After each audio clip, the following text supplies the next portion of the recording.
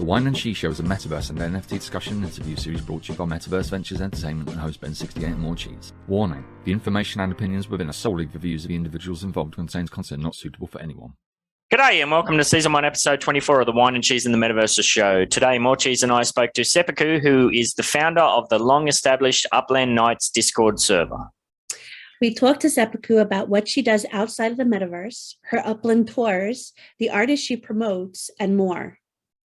So jump in your stainless steel diaper, plug in your tentacles, and get ready to stay heavy in another super shitty episode of The worst show ever. Whine and Cheese. Time for Whine and Cheese. Whine and Cheese. Time for Whine and Cheese. Cheese. One is a wanker, one's slinging stunts. One's from Australia, one's from the Bronx.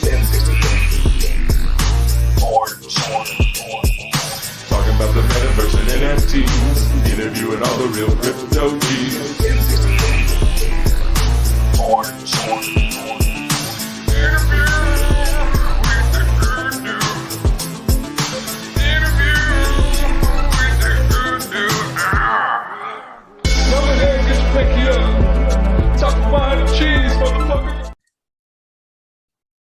Hello, and welcome to the Whine and Cheese and the Metaverses show. I just added that. Doesn't it sound good? Whine and Cheese and the Metaverses show a little bit? I don't know. We're up to episode 24. This is the first time I get it right in a while. Thanks to Ben for kind of giving me the heads up right before. And we have a wonderful guest today, Sepiku from the Upland Nights Discord server. We'll be talking to later. But first, the spiel. That's right. Oh, over to me, isn't it? Jeez. You'd think we'd know what we're doing by this stage, but apparently not still. Let's see. Fun to not know what we're doing. Make sure I don't share the wrong screen again. So you found this one. You mentioned this in your Breaking Badly episode, your recent one.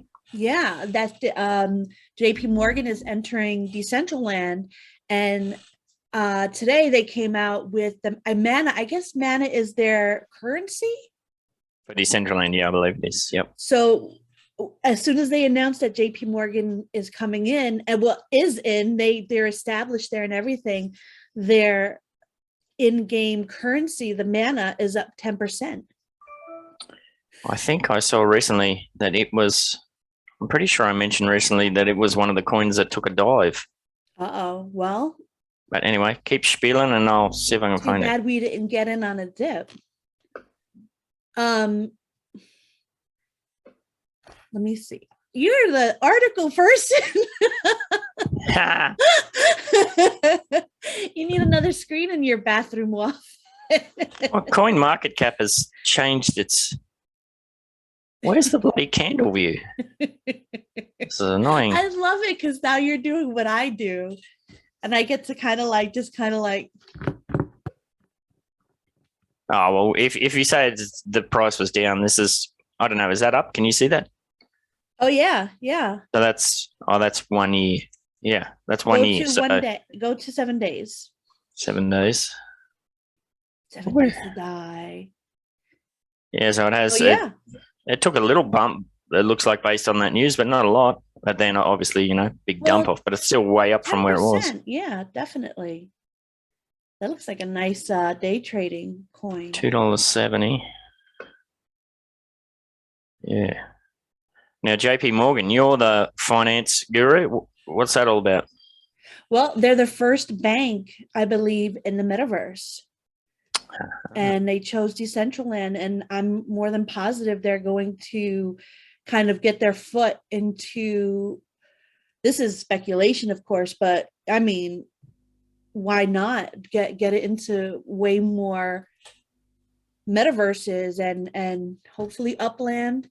I'm telling everybody in the Upland Cafe, I friended Snoop Dogg and whatnot, and I'm like trying to tell, like, oh, Upland, like, I love you're in the Metaverse, come to Upland, blah blah blah. I'm gonna start doing this to JP Morgan.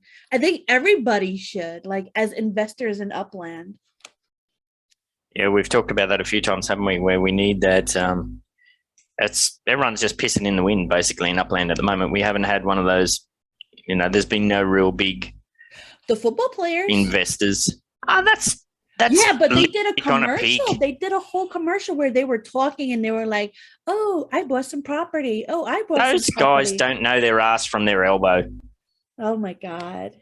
Oh They my wouldn't have a God. clue what they're doing. Ben, go to the I think it's I'm harsh on it because I don't give a crap about the NFL, but I like what it foresees or whatever, or what the foundations that it's building. yeah. But, I mean, that was.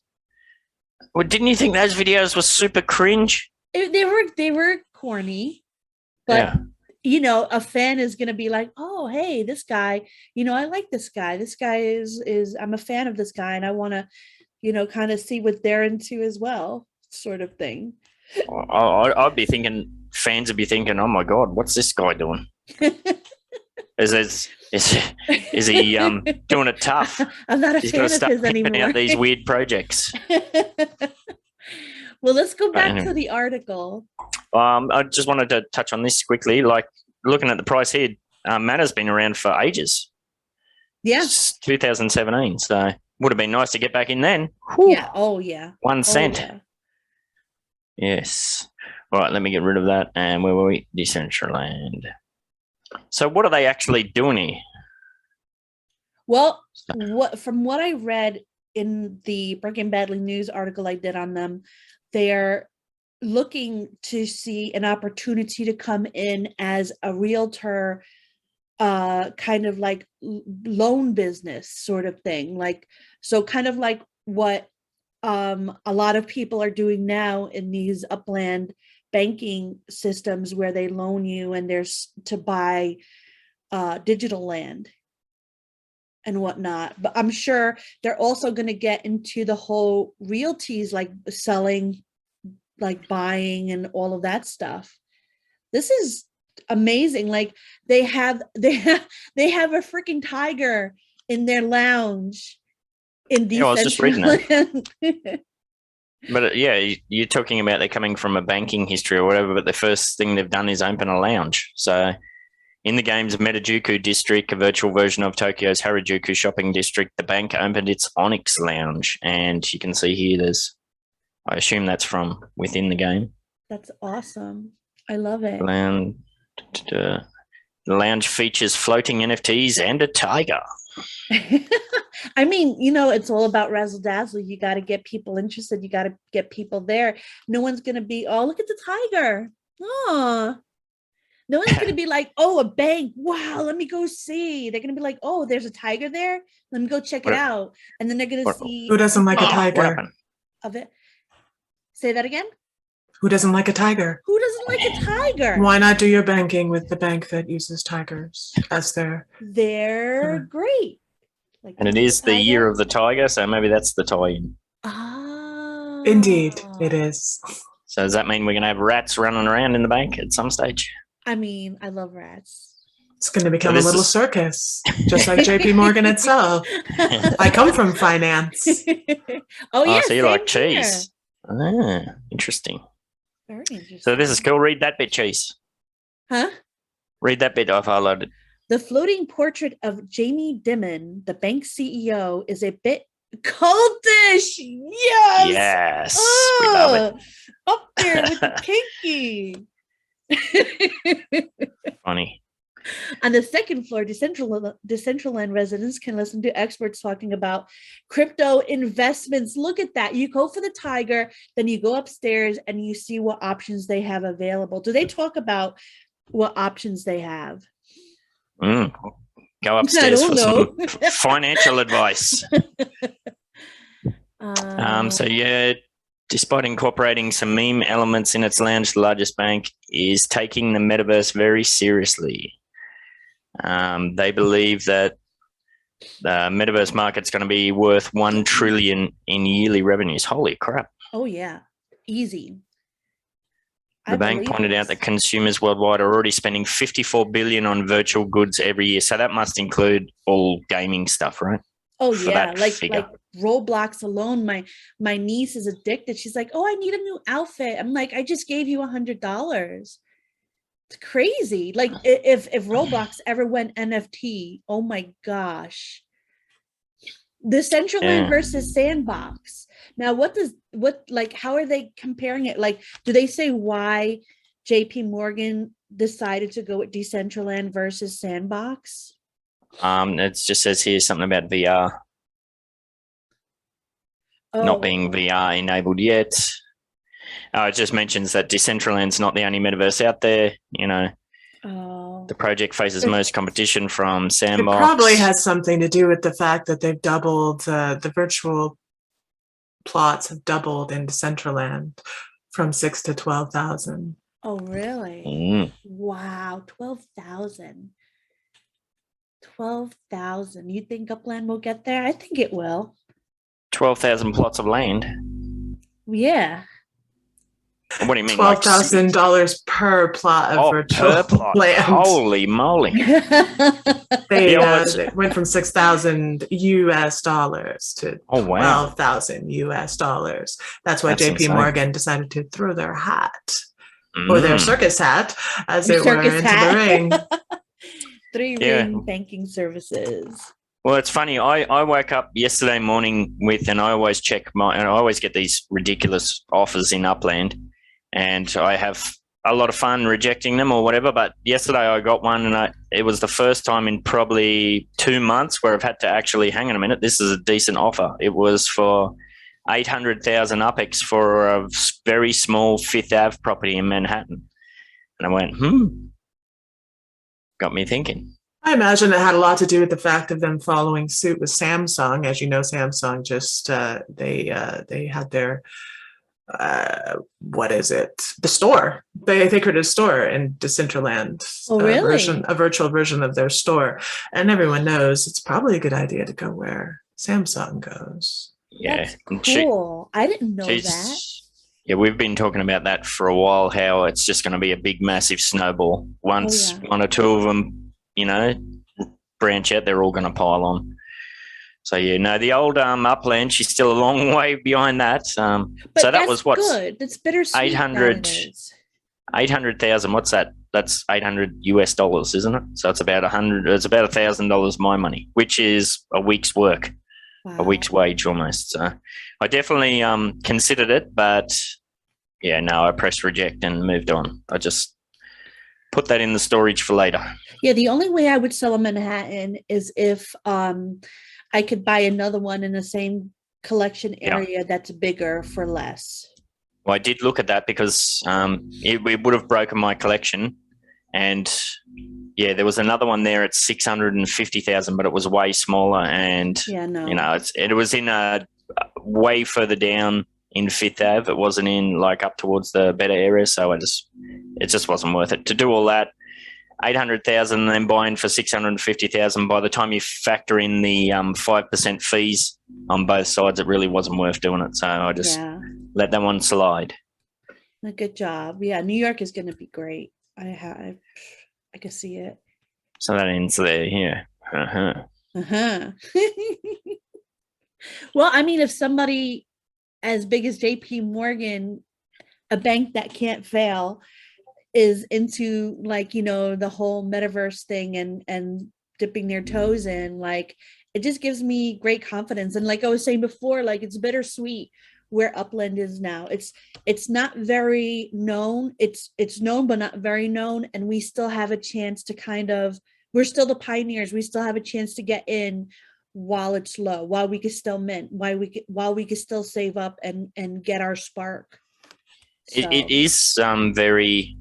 It's like the red-headed third child or something, I suppose.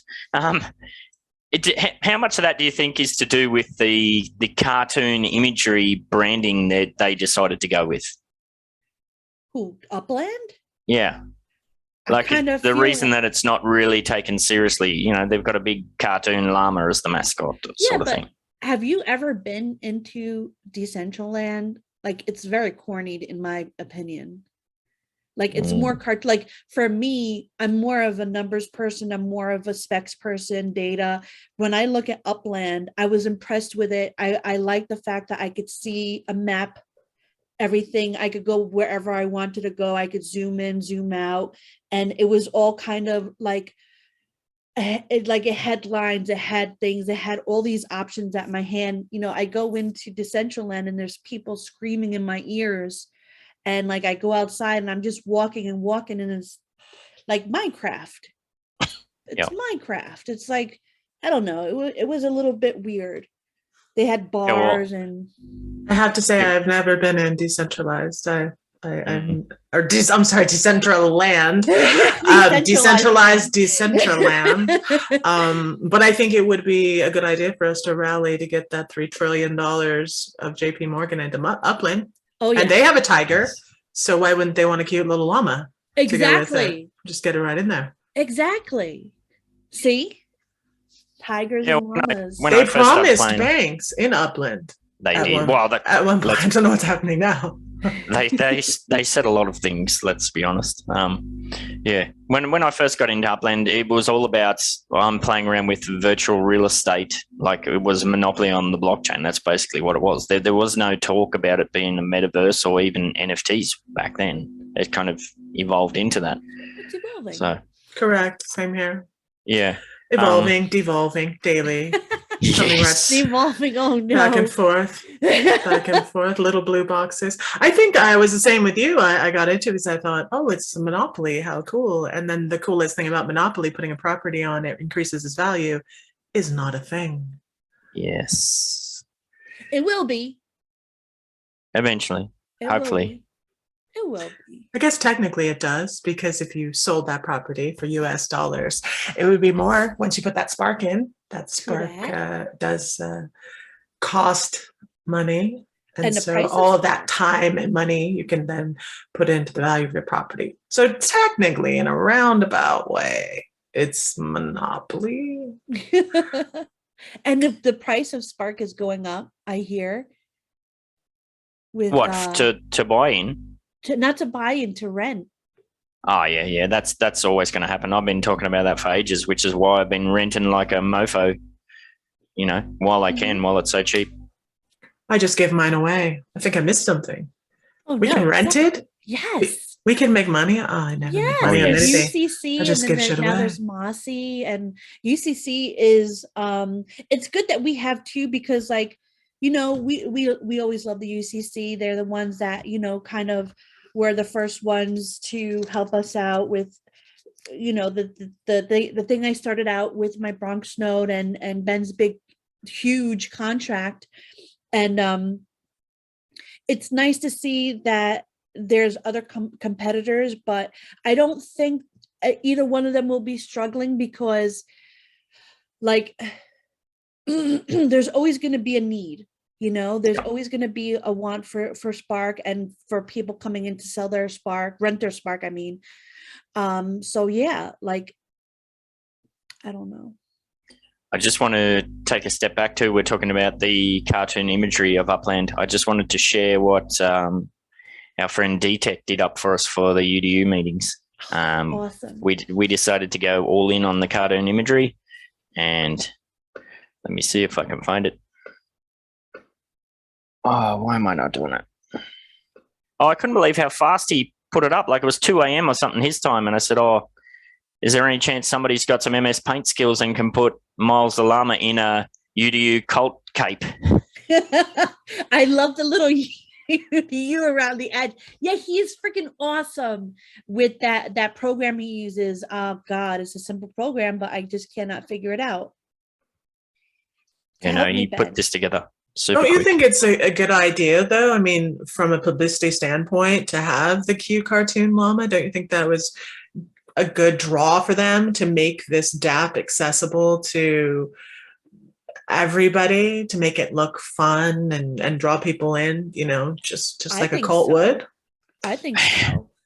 It's tricky. I mean, it's kind of, in some aspects, it seems like it's marketing to minors. Like they put all this stuff on TikTok and whatnot, and they've got all this cartoon imagery. I agree. Yeah, I think we have far too many minors who come into the game and think it's just like your average video game, and then they realize quickly, it's real dollars, it's real time. It takes a lot of investment, both time and money, to succeed in this field, just like if you were trading stocks. Exactly. Absolutely. Yeah. All right. Well, what have we got up next, Cheese? What was the next thing we're going to look into? Oh, it was carrying on with Upland, wasn't it? Sustainability or something? Sustainability. Some positive no, I only just news for a change. I only just woke up, so I believe this dropped overnight. So you'll have to speak to this one for me. Yeah, I actually just read it right before we started recording. Nice. So I mean, it's cool. It's like you think of cryptocurrency and these blockchain games, and you think of, oh, it's bad for the environment. It's this gas and this and that, and then we read about, this article. Upland has offset all carbon emissions of its Amazon Web Services server usage by purchasing 115 tons of carbon credits. So, I mean, that's something really freaking cool, especially with the people who really hate, NFTs because of their effect on the environment. They're going to see this and be like, oh, okay, this metaverse has this going for it. I'm going to give it a look-see. I think that's a nonsensical argument. Like Nuno we spoke to Nuno last week, and he opened my eyes a bit, which was a bit of an epiphany moment where, if people are saying NFTs, oh, that's horrible because of all the electricity it uses, but people are always going to collect crap. And when you talk about like physical collector cards, well, what's the environmental impact on those? It's not zero, they don't come out of thin air. And same with crypto, that's the cryptocurrency. Yeah, there's an environmental impact there as well, but that's the same for fiat. Yeah. Like if you think about it, it's true. There's individual kind of energies wasted in either area. Yeah, but if you could get stuff like this out and like Yeah, I mean, if you've got an NFT series to release, you press a couple of buttons. But if you're talking about a company that's putting out a new collector card series where you're talking about trucks and trains and planes and cutting trees down and plastic and all sorts of crap. So, that argument doesn't make any sense at all. The people want to pull that card. It's just... But it sounds good. It sounds good, yeah. It sounds That's good. right. Upland, we are not only fun for all, but we're green. Yes. It's very important that you know that we're green. I think it's a good play. Well, you better break in the song, man. No, you're the one that sings, Ben. Oh, God. I'm going to putting that on me. By HR. I don't know. There's anything more in here? Becoming a carbon negative metaverse. Well, that's good. Well, that might generate some clickbait articles or something. Like I can see an army of couscous and granola eaters being like, oh wow, yeah. Like let's also remember the US tax break for companies that go green. There you go. That's the real reason people stop chopping down trees, or suggest they stop chopping down trees. I would love like an influx of cardboard straw drinkers to come in. So I'll have to start working on my Listen here, I'm from Southern California, and I have to use my sippy cup and my cardboard straw. Which, by the way, I don't even know. I mean, I think this is considered a rant I'm about to do, so you can cut it out. This is pre-recorded. We know that the details of the survey about the plastic straws was actually some 5th grader or 6th grader who wrote that and actually made up all of his facts. But I'm still drinking out of my sippy cup. Wow. Yes. Yeah, and like when I used to work in back in New York in the city, I I am one of those who ordered cardboard straws for the company. So I'm an undercover kind of cardboard straw user. Don't judge me. Is there a segment of the community straight to stainless steel like my knives? Oh yeah, my wife got some of those, but they're horrible. They feel horrible in your teeth. They have little rubber tips. I feel like that could sound seedy. You guys make of it what you will. They have soft rubber tips for her pleasure.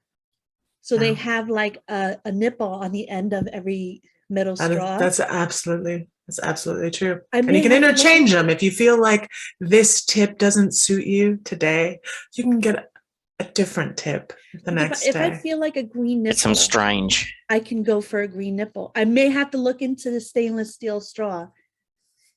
You may have to like let me know where you get this, Sepiku, after this show is finished.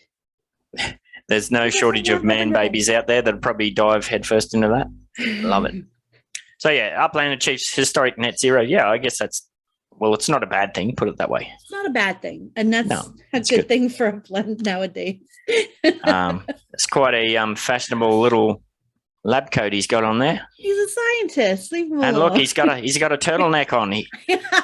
That's because he eats granola and couscous and uses a cardboard or metal straw. Just need a top knot. Yeah, a man bun. Yeah. A llama bun. Llama man bun. Alrighty, now the next thing, this is something that I had a llama bun once. It was delicious.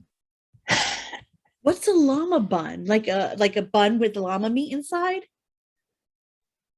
I have to assume, since I just made it up. Oh no, I thought you were for real. I was going to ask you, what does llama taste like? I mean, some of these Korean markets, you don't know what's in. This is true. The bun, and since it comes red with that bright red color to celebrate the year of the tiger, you're making. Imagine it'd be very goaty. I like goat. Yeah, goat is very common. That's too gamey. Now this next one, Cheese, this is something we've been talking about over several weeks, like different fashion brands getting involved in the metaverse. Yeah. And this one didn't even pop up on the radar, but apparently there was a big digital fashion week in New York recently. Yeah, actually it did, but I just didn't want to do it. I was having your Breaking Bad episodes. I about it on my Breaking Badly, but then,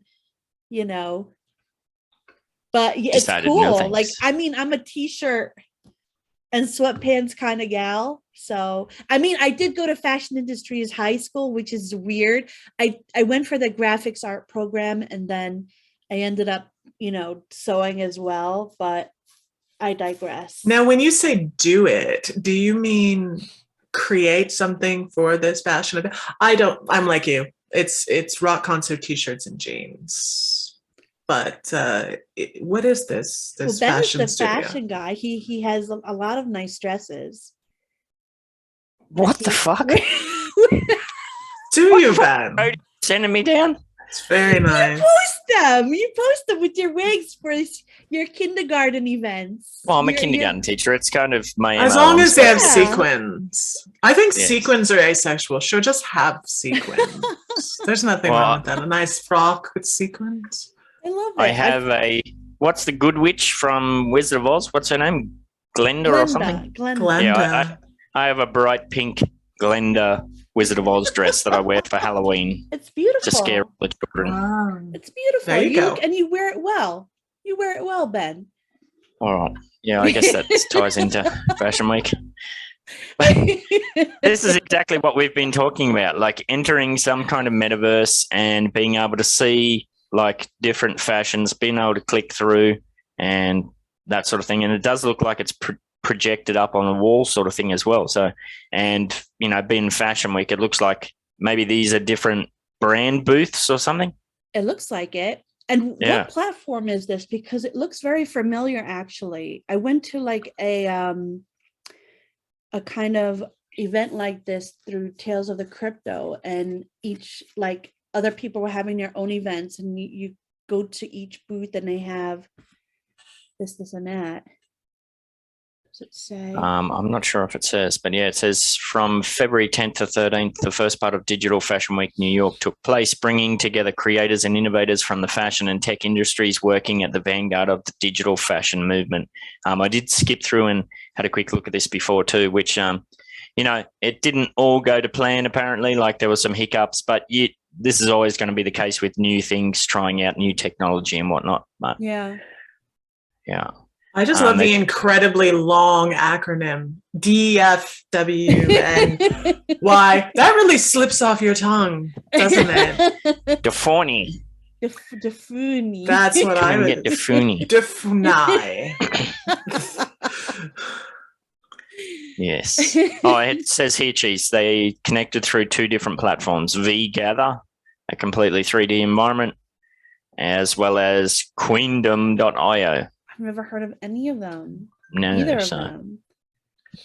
Due to the shortage of GPU servers required to host the animated, highly complex digital garments through an interactive experience, the access to the Metaverse fashion show was severely restricted. Yeah, that makes sense. Oh, it's postponed. That way we could probably go see it.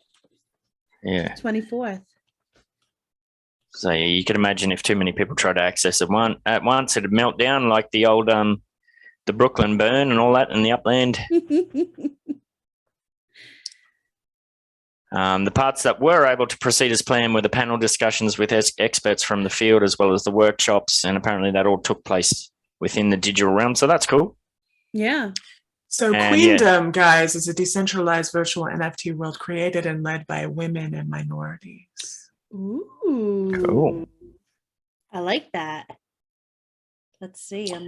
And this is what we've been talking about for months now. There is still a massive gap between the innovators working at the forefront of this digital revolution and the public who is yet to catch on to this new development. Yeah. And we've seen this with a whole bunch of people pushing back, saying NFTs are a load of crap, the metaverse, everyone's going to end up starving in their mum's basement, blah, blah, blah. But, the metaverse is already here. There's people are already in it and they don't even know. It is inevitable.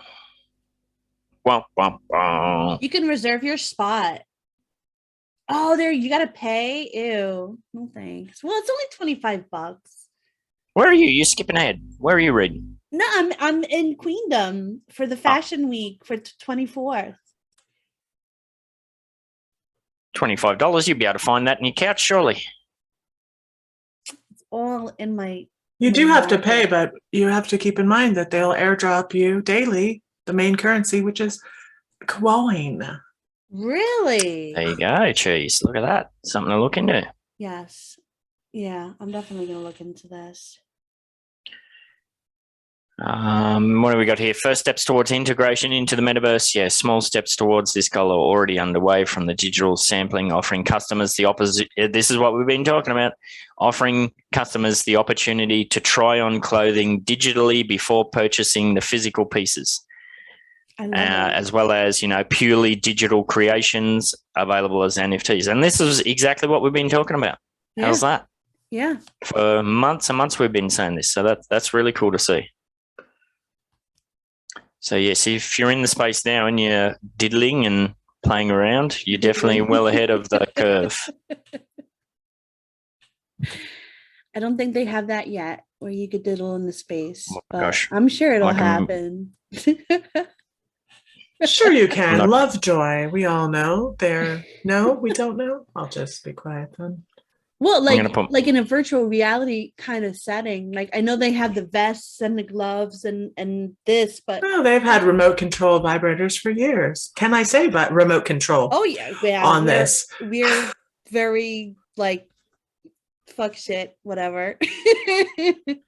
We talked about that maybe, what was it, 2 or 3 episodes ago, where the porn industry leads technology, has been pushing innovations, from the get-go, whether that was, film technology and all that sort of stuff, and even editing sort of stuff. It always pushes the boundaries. So I want a huge metal diaper that you get into. Oh my God, I thought you were going to say something else then. Oh no. A huge metal diaper, did you say? Yeah, like the vest, but for like the bottom part. Oh God! For me really am personally. confused. You're gonna have to explain that me. further. I think for the audience, don't you think, Ben? I think that She's we digging a can't bit of a skip over hole, I that. think. Like, well, I mean, it's gonna be something that will be for men and women.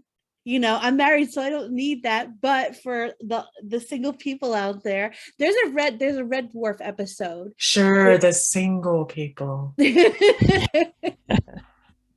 The single or home alone for the time being. Well, why would you have to go to a big, massive diaper? Wouldn't it be some kind of... I love how she says that, or home alone. So you're suddenly single. If your husband's at work, you're single, you count as single, and you can use the big metal diaper. The big metal diaper, it's because perfectly it has to legal. have things in there, Ben. You know. Things now. She means tentacles, Ben. For those who like it in the front. She's one of those kind of those gals. Those who want it in the back. Oh my God. Those who want to insert. OMG. Yeah, there's a Red Dwarf episode where there's this game. I don't know. I think it's called. I think it's Better Than Life or something. And it is. It's Better Than Life. Better Than where Life. Second Life is modeled after. Oh, really? I didn't know that. I'm a big Red Dwarf fan. I think it's the most clever comedy out there. But he was there, like, you know, kissing someone, and his torso was moving in the big metal diaper. And his friend, well, I don't know, his friend, his co-host, Rimmer, was like, "Oh, Lister, you're doing that again. Get off that thing." Well, that makes me feel a bit better that you have some context for where you came up with the big metal diaper. Okay. Yes, there's context for the big metal diaper. There's time enough. We'll all be in diapers soon enough. There's no rush to get into those. Oh man. And they're portable. So you want a small one so you can wear it when you're driving around as well. If your husband's not in the car. Yeah.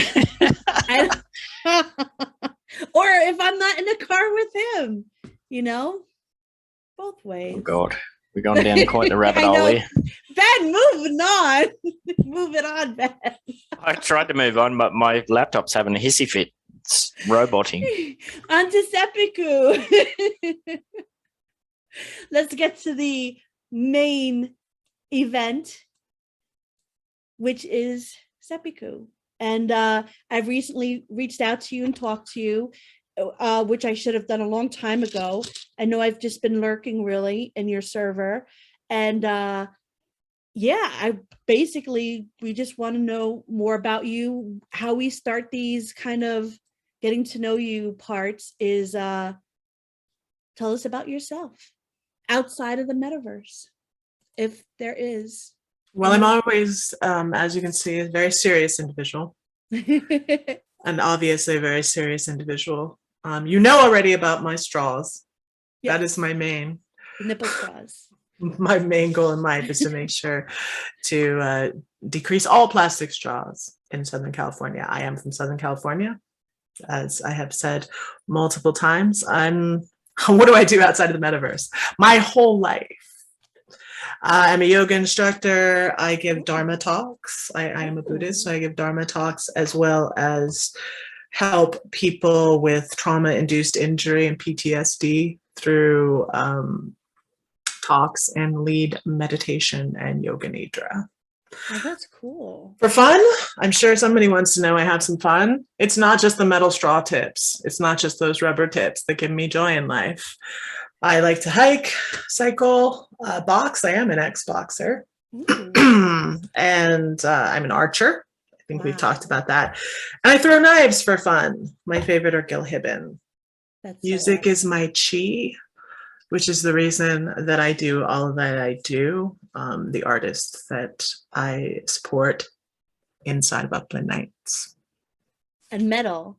Keep it heavy, right? Yeah, stay heavy. Yeah, I was heavy. A metal DJ. I was a metal internet DJ for years. And I still love it. I still love music. I just got a little busy and I lean more towards the meditation. And like I said, leading yoga nidra sessions through Zoom and things like that these days because we can't go outside. We could go outside and then we couldn't go outside. And now we can't go outside again. And maybe one day we'll go outside. Really? It definitely sounds like you got the voice for it. Yeah, like you have a very unique voice. You come off very relaxing. Thank you. I worked very hard at sounding relaxed. No, I don't. I don't. It's very easy when you're talking to people in that setting because they want to be chillax and you just help them get there. And it's very good for the cognitive benefits of meditation for people who are dealing with post-traumatic stress disorder has been proven time and time again. And to help people go through this healing process was paramount for me when I took this dive down the rabbit hole, because as we said earlier, I came from finance. I was an auditor. You sound like you'd do very well if you had an ASMR YouTube channel or something. They're all the rage at the moment. They are. I see those all the time. It's like people brushing little, like the mic with hairbrushes and things like that. And I'm not gonna lie, I've never used one of your metal diapers there, Morecheeese, but I have fallen asleep to shampooing hair. There, I've admitted it. That sound, I almost fell asleep when I shampoo my own hair. So there you go. Those people are making millions of dollars. That's funny. I've never. Yeah. There's people with YouTube channels that like they're opening a packet of instant noodles and making instant noodles and eating instant noodles, and they got 100 million views and all this sort of crazy stuff. That's right. They get those tingles, as they say, which is actually a biochemical response in the brain. It's a real thing. It's the same as when people whisper. It's just the effort of trying to listen to it. The brain, it actually clicks into a different gear.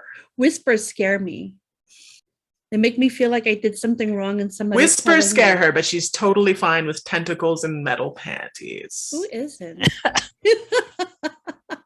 I'm sure everybody in this conversation would some give it a people. try. Some people. I like a good tentacle every now and then. Yeah, why not? And moving on, tell us about your Discord.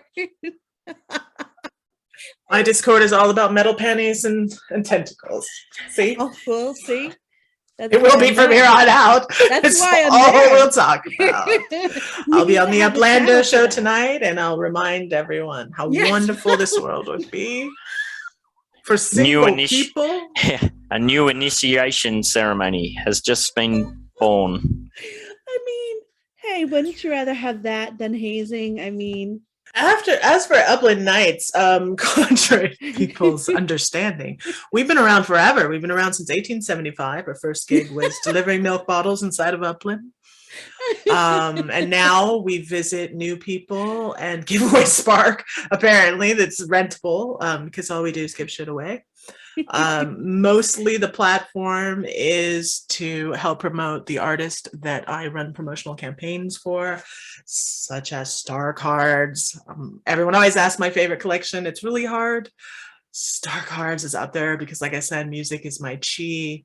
So they speak to me with their band cards, the names of their cards that are represented by songs of famous artists. So I really love them. We also promote Exit Limbo, Alpaca Worlds, Armies of Power, Internet Culture, Ultra Comics, which is the umbrella of Ultra Rare UK, of course. So they also have Ultra Horrors, cartoons.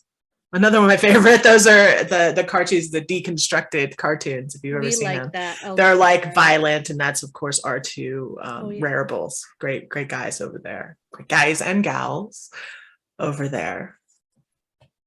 That's cool. Ben and I are fans of Ultra Horror. Yeah, I'm right into those. Well, I've been collecting a bunch for a while now. Yeah, I think it might actually be my largest holding of NFTs. Mine is Tales of the Crypto. Yes. Ultra Horrors, I mean, they're just cool. They remind you of those old school horror comics I am a collector of, that I've always been a collector of. So Ultra Horrors, they have those the panels, and each of the bad guys is drawn just like a panel of an old-fashioned horror comic. I love it, like 1970s horror comic. It's fantastic. They're great guys over there, Richie. Do you know Richie them? and John. You know them? Yes. Yeah, so maybe you could hook us up. It's Richie and John. the lovely UK gentleman, Richie and John from to say, there, hey, you know, I was just on the Whine and Cheese show, and you know, they're cool people, even though they have the worst show ever. Yeah, well, we got the guys over to Exit Limbo, and now Gal over at Exit Limbo over to do interviews at Upland Action News. Can I say Upland Action News? Of course. Yeah. I don't know. I know there's no. I don't know. Right? Yeah, you can delete they've been on the show. So there, the white right there in the center. Love it. 212. That's the Glass collection. They have the coolest names for their collections too. That's Glass. Yeah, I've been collecting heaps of those ones. Yep. So those are all yours? Yeah, they're pretty amazing. I should stop saying my father would smack me. Yes. Yes, my military father. Yes.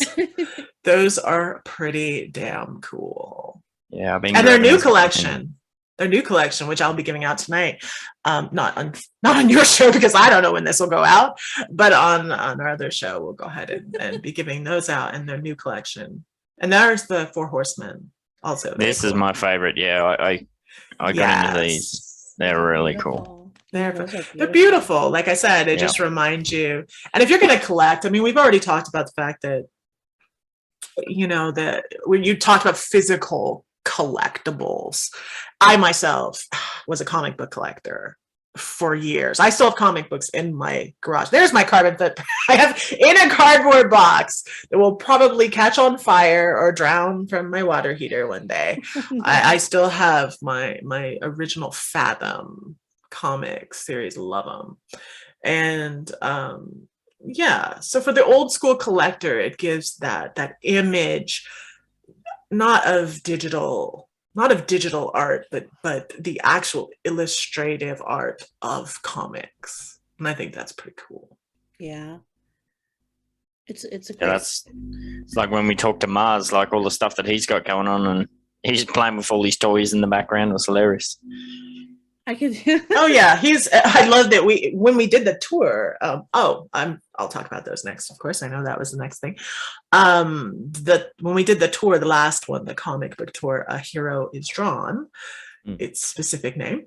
He had his toys in the background, and I know that his art also leans very much towards old school horror comic and the original look of comic strips.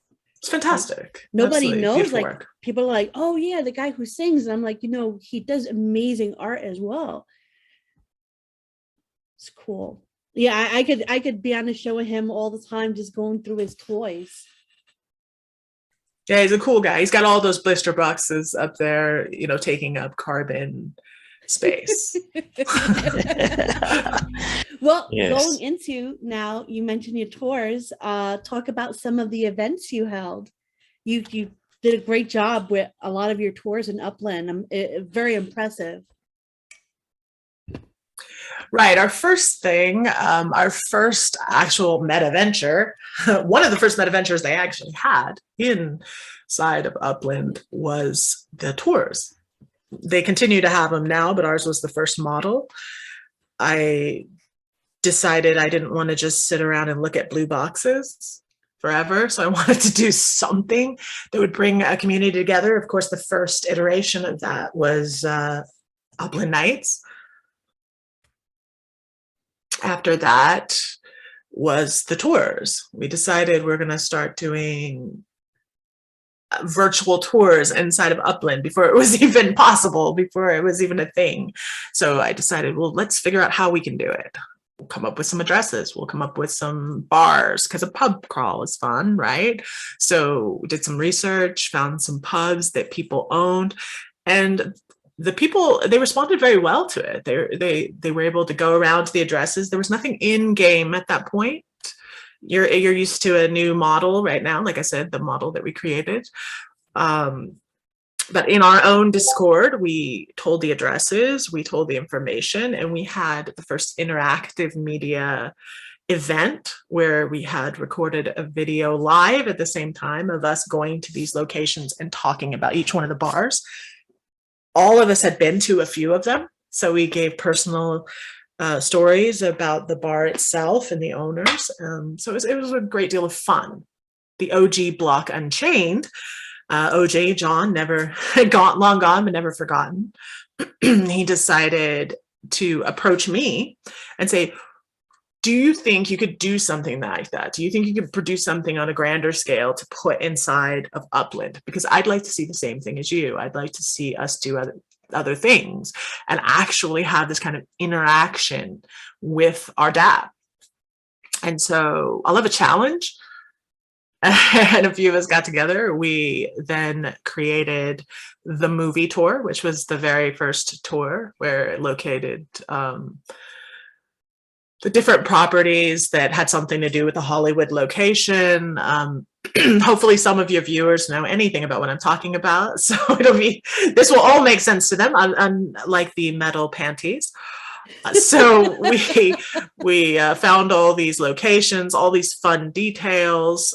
Then I gave those a script to the people who were doing the YouTube video, as well as a little script for the inside of the game. So it's the very first time it was ever a tour was ever programmed inside of Upland, where you went to the property, it opened up, it had the little facts. There was a $2,000, well done. Probably next tour be 2,000 UpX entry fee. You get the piñatas and all that sort of stuff. And so it was the very first ever of that. It was so the Upland Nights movie tour. And then after that, you were the pioneer of that. That's like absolutely awesome. Yes, so it's pretty cool, and we live on. Our last Upland Nights tour, the comic book tour, was repeated, as you know, or as any of you viewers know. Hopefully, you got a chance to do that. When they open it up, it has, it has the words that we wrote.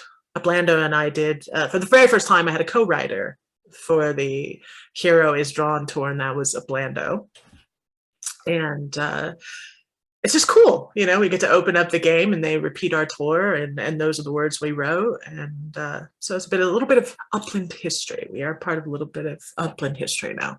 Definitely. Oh my God, that's amazing. Yeah, and I remember when you were on the Upland Cafe show, you were talking about the tours and working with Uplando. Do you have anything planned in the near future that you can give us a little info on, or is it being kept hush hush for now? Tell us. Give me. There's another tour. It is hush hush. Oh, but there is something in the works. There's always something in the works. Oh, that's cool. I like it. That's awesome. What about because you've been around for quite a while, so you would have been for that first Halloween kind of celebration where we had like the in-property video experience and that sort of thing, which was, was quite a while ago now. And there's been nothing since then. Like when these tours came on board, I thought, well, here we go. This is going to be the start of this, where we're going to do a tour. Instead of just visiting the property and getting some really, very not even worth it pop-up treasure or whatever it is. I thought we were going to be able to go in the property and maybe watch a short video or something like that. It seemed like that's where we were headed, but apparently not, because there's been nothing of the sort. And even, Halloween last year was dismal, and then they had a situation where we submitted Christmas videos and then they didn't end up using them. I don't know. What's your thoughts on that? I'm right there with you. That was our hope, right? To be frank and honest, because I always am, right? Upland doesn't serve my purpose at this point. I'm waiting for that thing. Upland right now is the thing that will get me to the thing. And if Upland if it doesn't actually evolve, into what you just said, a multimedia platform, then it will never be the thing. Yeah. But I was right there with you, Ben. I was thinking, okay, so eventually we'll be able to go to the property. They'll open up the movie, the sci-fi movie clip. It'll be great. These tours will be far more interactive, or maybe a clip from the video that we created, a pub tour where maybe there's an actual interview with the tour, with the person who owns the pub, something like that, something actually interactive inside the game. And that's what Block Unchained and I talked about for quite a while. And well, now you can buy blue boxes every day. There's that. Yeah, well, it promised a lot way back then. And, you know, in the interim, what have we got? We've got NFL players stumbling around in 3D sets. Like, the priority seems to have gone straight out the window. It kind of does my head in a bit. Like I think a lot of times Upland is concentrates too much on the money grab. I mean, I'll be honest. I have no problem with that. Like I said, it doesn't serve my purpose at this time. I'll stay. It costs me nothing to stay at this point, and I'll continue to promote my artists. Obviously, we do the promotions in the hope that at the very least the NFT gallery gets up and running, right? At the very least. It has to, yeah. So that is, you know, that's their bread and butter, or their wine and cheese, as it were. Can I say that on here? Oh! Yes. I love it. Hopefully it's a case of them doing what they need to do to be able to keep the lights on in the office. And now, hopefully, even with this, what was it, $18 million funding from Animoca, hopefully they can go back and start fulfilling some of those promises and fully fleshing out some of those systems that they started to develop, but then seem to get completely sidetracked from. All right. Well, you see, where I'm confused is we have a lot of people in Upland that want to do things. Like Sepiku, for example, she's really good at these tours. She likes doing this. I'm sure if they came to her and said, hey, you've done some things in the past, they were successful. We don't have time to run these things properly. Can you please take this over? Like, there's no doubt in my head that she would, hell yeah. You know, if they can't do certain things like the video thing for Halloween, why not give it to somebody in the metaverse? Put it to the community to do? Like, it's not rocket science. Like utilize us. We want to be. Yeah, well, we've got them recycling block explorers. You know, they're putting dismal effort into making custom block explorers. We've got block explorer shops. Those MetaVentures holders of those shops, they're dying to be able to make their own content. Give them the opportunity to do so. And that speaks to everything, you know. There's pretty much everything you think of, whether it be, you know, banking. There's already banks in Upland. They're just not the official ones, you know. There's already realtors. We've been saying that for a long time. Right, but when you think about it, Ben, hasn't it always been that way? I mean, who wrote the first tutorial? Who came up with the first user guide? Yeah. The community. Absolutely. They've always not outsourced the work to the community. The community's just done it because that's the kind of people we are. That's the kind of community that Upland is. And we just create all of these things. And then Upland says, that's cool. Let's take that. Exactly. Yeah. Well, we've used the analogy time and time again. We're the cart and we're dragging the horse. Come on, horse. Come on. You know, where they have failed to deliver or have been slow to deliver, you're absolutely right. The community has stepped up. Well, give them the opportunity to do that a bit more officially, you know. I could imagine, like, if you were given the opportunity or other people were given the opportunity to create as many tours as you want, obviously there would have to be some kind of submission process, and Upland would check through it and say, yep, that's good to go. And then you advertise that yourself. It could be something that, you know, you did once a month. You know, it might not have to be with official block explorers and with, you know, whatever, but you could have your own kind of system where you could earn NFTs or, I don't know, whatever you wanted to come up with. It's right. And we'd already done that. And they actually promised us 11. We didn't do 11. Other tours have been created by them. But I mean, the thing there is you're absolutely right. We could be doing all of these things. Lando and I wrote we wrote it. All we had to do, we went around, we checked all the addresses, we created every single detail about the tour. All they had to do is program it into the game. It was the least amount of work possible. We publicized it, created original NFTs for both the winners, the attendees, the winners and the attendees, and also the property owners. Original NFTs were created for that tour. Everything about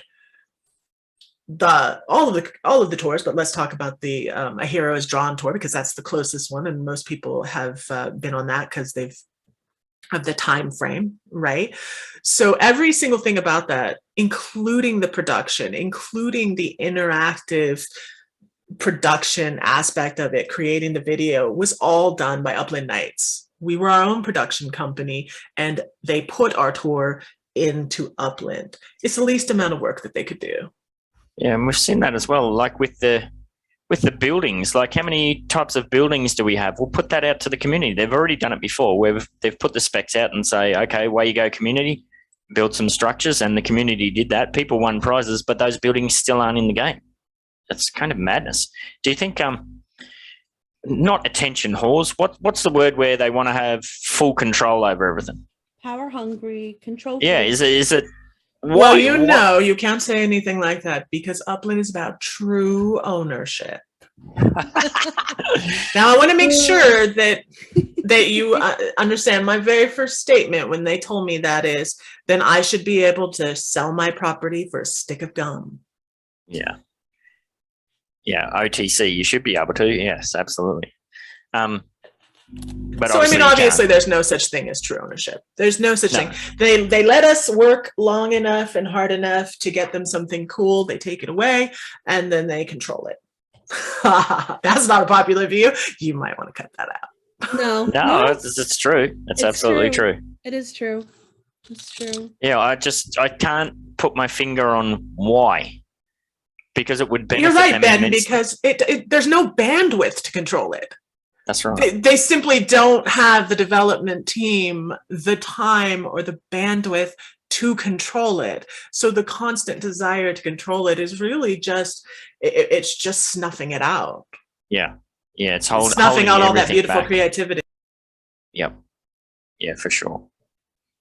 Yeah, it's definitely frustrating, but hopefully, they've got more money to invest. Apparently they've expanded the team. Hopefully we see, like we've talked about this before, 2022 has to be the year where, we see some kind of progress. But then, what did you say last time we were talking cheese? Better games can go for 10 years or more. I'm like, oh crap, you got to be kidding me. Oh yeah, I've been playing one since like 2012, and I mean, my take on that. I'm a big fan of the beta. I feel like you can get more done and evolved in beta. Like for me, the beta isn't a problem. It is an easy thing to fall back on, but at the same time, like I don't blame the beta. I blame the lack of, thinking out of the box in terms of like Upland.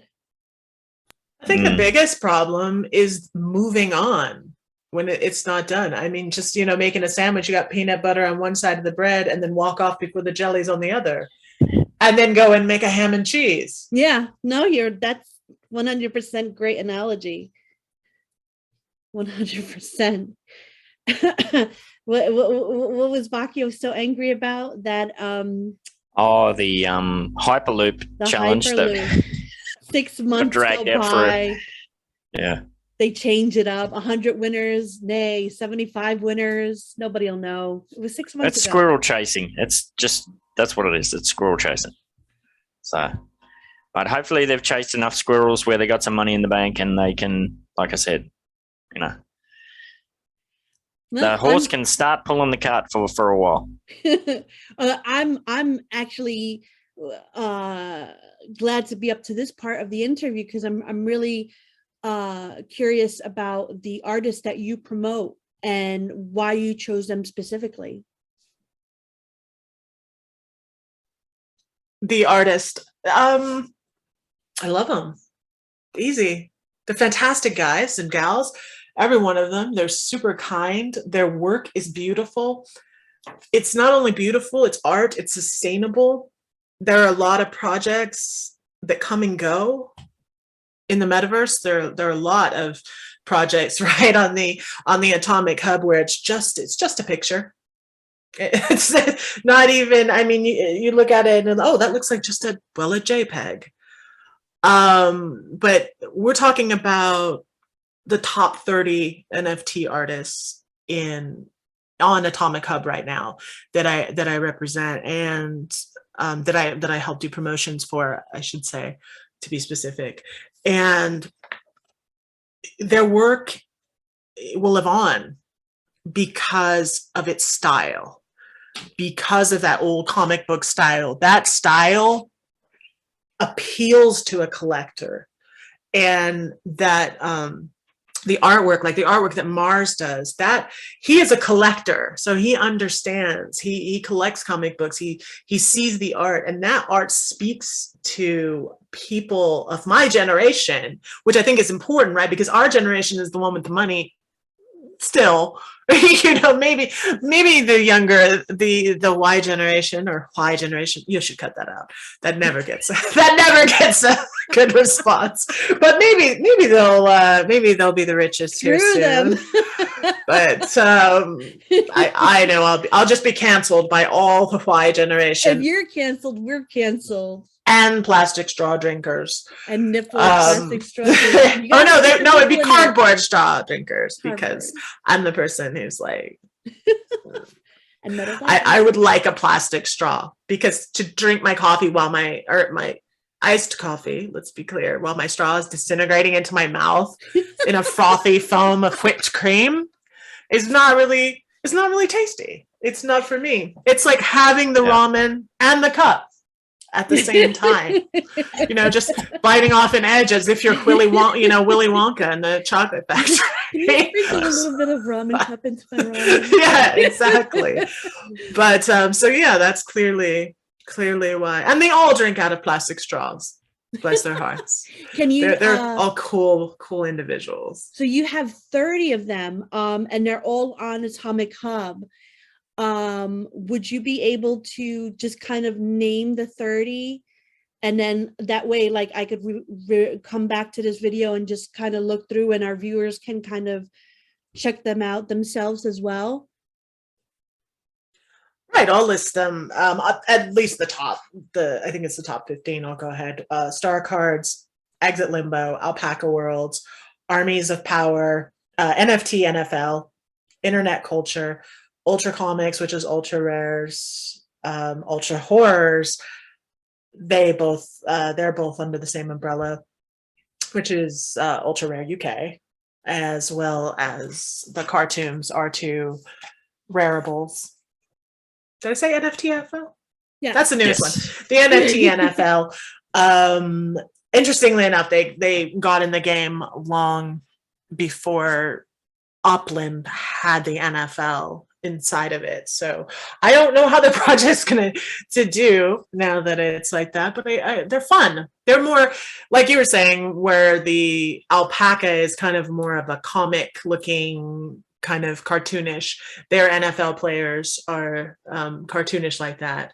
So they're a fun one, as opposed to like seeing the dripping sweat off of the NFL player's brow as he spins around in your Upland box. I have 3, I think, of those. Well, I'll definitely check all of those out. Yeah, I'm more of a art collector in regards to NFTs. I do play some games. I like the Tales of the Crypto. I like their art and their game factor, but to be honest, like, I'm more so set on the Upland game aspect, and everything else is just art. So I'll got to play Exit Limbo. Exit Limbo's game's coming out. What is the name of it? Exit Limbo. Limbo.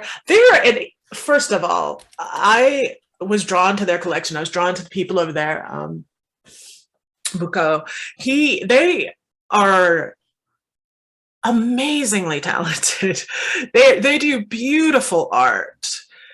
They all are working on a video game, and in the video game, they write and perform all the heavy metal music. Wow. And this is an NFT or a regular game? This is going to be, I think they're going to release on Steam. I'm not sure this is going to be their NFTs represent the players that will be inside of the game. OMG. All right, yes. And it's beautiful. Have to talk it's about really this beautiful. more. I do see them on Steam because I'm like, wait, because I have like about almost 300 games on Steam personally. Speaking of Steam, because Trains run by Steam sometimes, I hope to be working with Trains this century soon. I looked They're into pretty that, beautiful. but I heard it's expensive. It is. Yeah. You have to really, really like Trains like Sheldon Cooper from Big Bang Theory. Right. Well, I've never seen that. I've actually never seen that, but there are so many Train collectors and they're beautiful cards. And I think that's the beauty of the NFT world. There's something for everyone. I mean, they're highly successful. The Trains of the century, they came on the scene and they skyrocketed. Yeah, Train people are next level. I know from when I lived in Japan, you could go past buildings that it's just all these dudes in there playing with their toy trains. Like they pay, it must be a membership price or something, and they go in there and it just looks bonkers, just like all these guys in business suits in there playing with their toy trains on these massive toy train sets. Oh, that's cool, actually. That sounds really cool. And it's big money, like some of the trains they have for sale, like in the shop front windows and that. It's just mega dollars. Wow. Yeah, but I'm not a train person, but I will look into it. But this Exit Limbo thing has caught my eye because I like, stabbing and shooting people and killing stuff. So this kind of looks like they are very they are very militant father. Just gets in my head sometimes. Yes, they're it's beautiful. Their work is beautiful. For lack of a better word, I know I say it a lot. It is. It's pretty damn cool. So you're saying, are you in the Train of the Century yourself? Are you playing that? Or are there any games that you are playing yourself kind of like on a regular basis that you like? If we're talking DAP, or are you just any video game? NFT games, like NFT games? No, just Upland. It's not my thing. Watching things float around and then moving to other things that are floating around. Like you just said, I like killing things and running around in tight leather pants. So I mean, that's just my real life. But in my video games, I play a healer. I like Monster Hunter World and the ever cool and badass Animal Crossing. I do. I can't wait till they get their own coin and their NFTs. I know they're coming. Oh, they're halfway there with their amiibo cards. Oh, I know they're coming. I played the first one. I played the second one. I play it until I get sick of it, and then I put it aside and wait. But I still have the first one from the previous Nintendo game thingy. The Wii, not the Wii. Is it the Wii? No, it's not the Wii. It's the DS. The DS. Right. And then I got the one for the Switch. So I believe Nintendo will get in. Yeah. I definitely believe Nintendo will get in the NFT world. Yeah, we talked about that. I don't know if it was last week or the week before, where what did they say? The CEO or something, he said, yeah, we're kind of interested in it, but we don't know what joy it'll bring our customers. Yeah, like, oh, holy crap. Right. They've had talks about it already multiple times, but they just really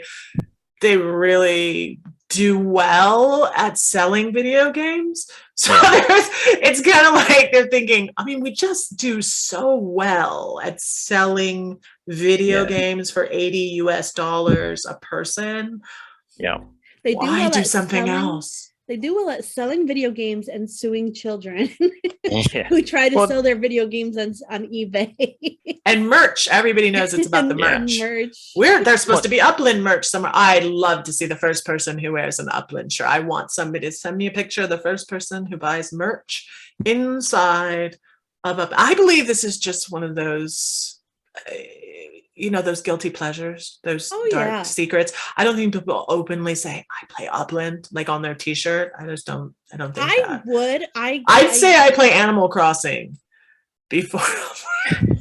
I'm wearing Atari right now.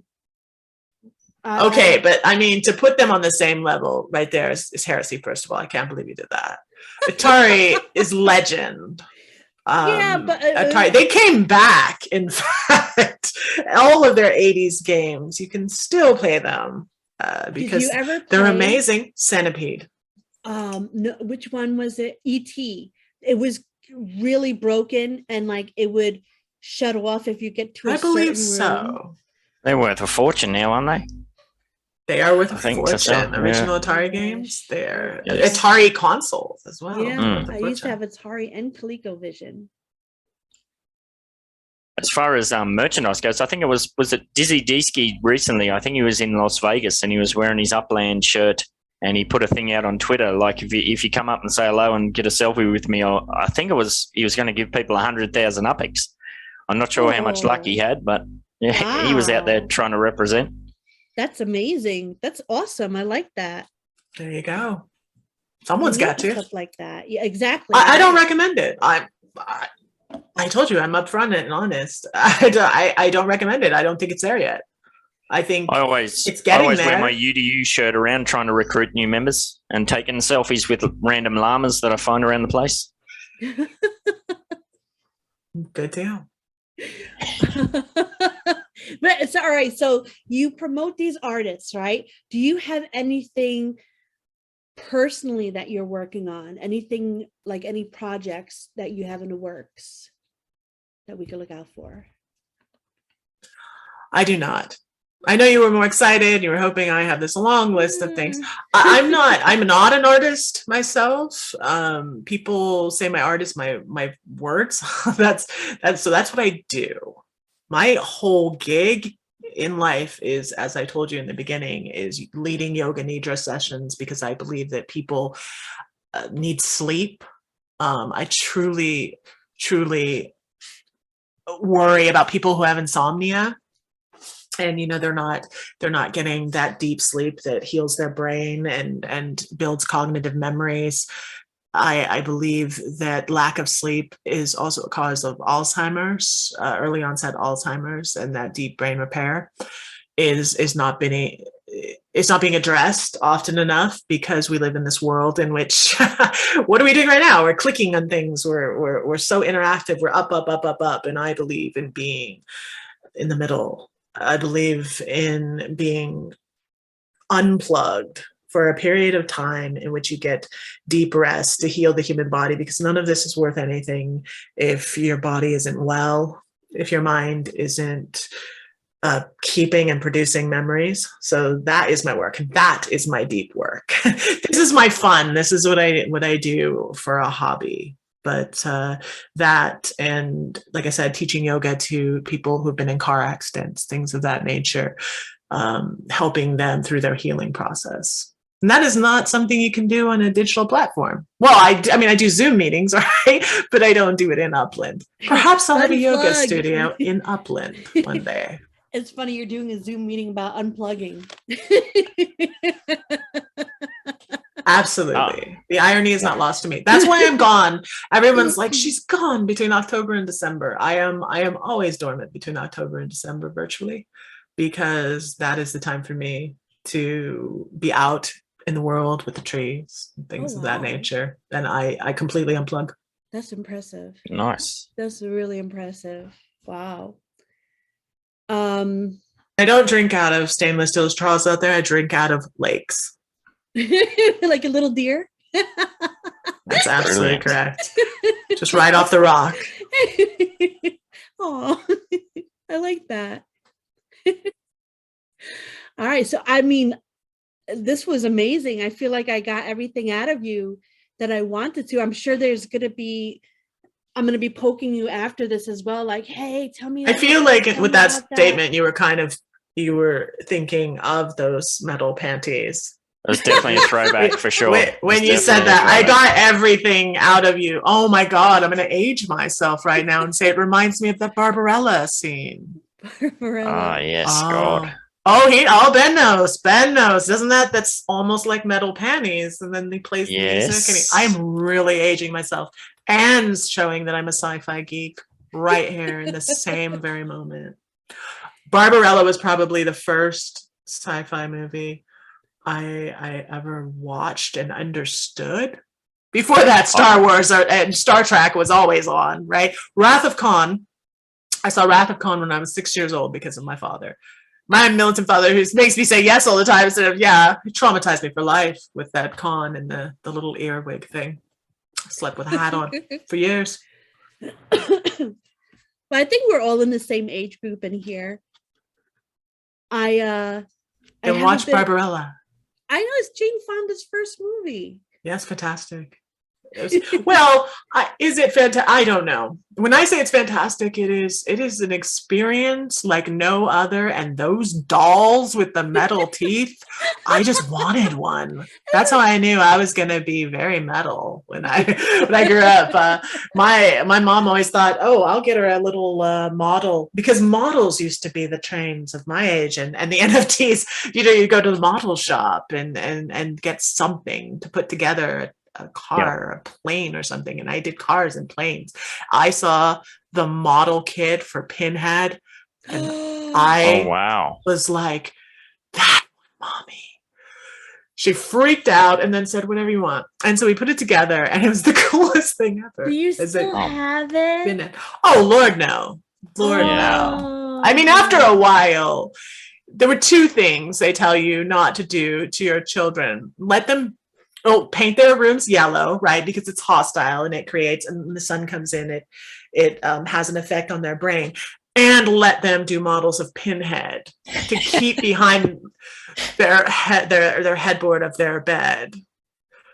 So that didn't last long. Cool. I had a Evil Dead one with the guy with the chainsaw arm that I painted, but I don't have that now. What did you say you had, Ben? You said something too.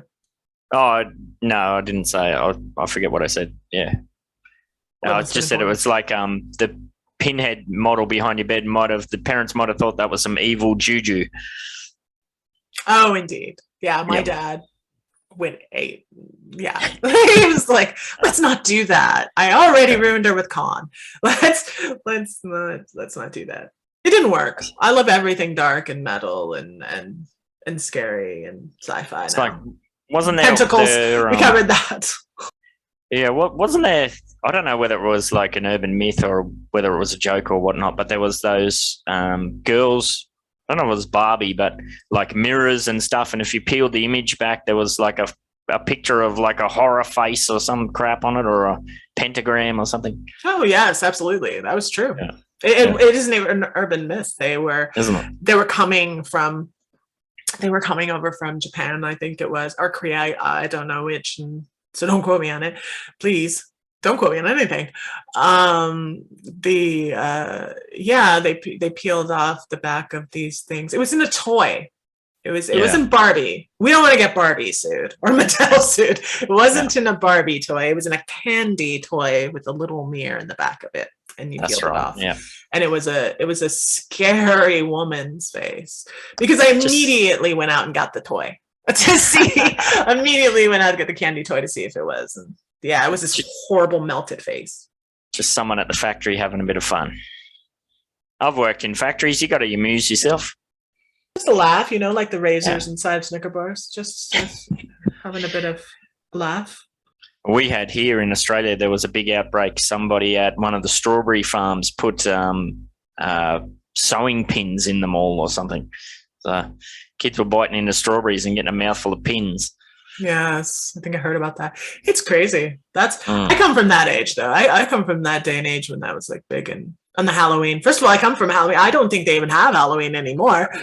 I don't get any people who come to my house. Oh. I think parents are just so concerned about, like, really, people are, yeah. So they're just like, we'll buy you candy. And yes. We can just walk around the block in the daytime and pretend we had Halloween. Nice. Yeah, they trick or treat to all the bodegas in the Bronx. They don't go to the houses anymore. Well, I do a lot of charity work for the Kiwanis, and I probably shouldn't say that. They're like, oh, please don't tell them that. You were talking about metal straws and panties. Like metal straws are the bad thing. So I do a lot of charity work, and I know that we do the trick or treat with the trunk or treat, and that's very popular. It's nice. I mean, I don't think there's anything bad about that. You know, these are your children. They're your precious possessions. I don't have any, and I don't like them very much. But if I had some, I would be very happy that they were safe and sound. Absolutely. Alrighty. Well, I think we'll thank you very much for your time. It was good to get a bit of an insight, and especially like a lesson in the history of tools and that within Upland. Hopefully they pull their finger out and come good. And what did you say? You had a deal for 11? 11. Yeah. We like to kick it up to 11. That's nice. So hopefully that comes to fruition and they see that through. Other than that, have you got anything else to touch on, Cheese, before we wrap up? I'm just trying to figure out what I'm going to do for the NFT, because each show has a commemorative NFT, and I feel like I need to have a metal panties and metal straws with the nipple on it somewhere in there, but I'll figure it out. Amazing. That would be amazing. Yeah, you got all sorts to work with there. Yoga and that sort of stuff. Yeah. Shall be interesting. Boxing. All right. We'll see. Archery. Almost too many possibilities. Almost too many. That's good though. I like that. I like picking and choosing. Another great show on the worst show ever. Thank you for joining us, Sepiku. I saw a little bend knee there. What? Trying to get comfortable here in my laundry. Get out of here. Show's over. Not you, Ben. Us. Bye. Oh. Go ahead, get your pinky up. Talk wine and cheese, motherfucker. Go ahead, get your pinky up. Go ahead, get your pinky up. Go ahead, get your pinky up. Talk wine and cheese, motherfucker. Go ahead, get your pinky up. Go ahead, get your pinky up. G'day, sickos. Okay, for this free episode theme, Morecheeese NFT, as always, like and subscribe. Then head on over to the Upland Nights Discord server and drop a comment in there to thank Sepiku for jumping on the Whine and Cheese show. Don't forget to tag Morecheeese. Link is in the description. Later.